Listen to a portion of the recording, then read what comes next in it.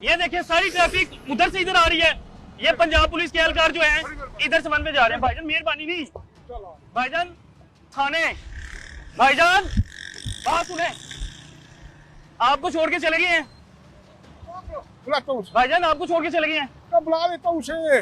भाईजान थाने 15 पे कॉल करते हैं ट्रैफिक एहलकारों के पास, आपको पता ना 15,000 रुपए तक जुर्माना है। ठीक है मैं बुलाता हूँ।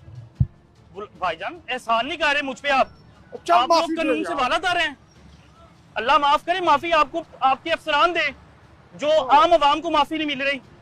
15,000 रुपए जुर्माना है भाईजान। भाईजान आपका साथी आपको छोड़ के भाग गया है। चल तो देख लेना यार। कैसा दोस्त है आपका?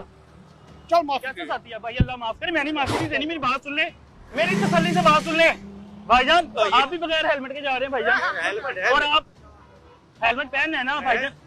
आप आम आदमी हेलमेट के बगैर जाए तो जुर्माना है, आप भी हेलमेट पहने।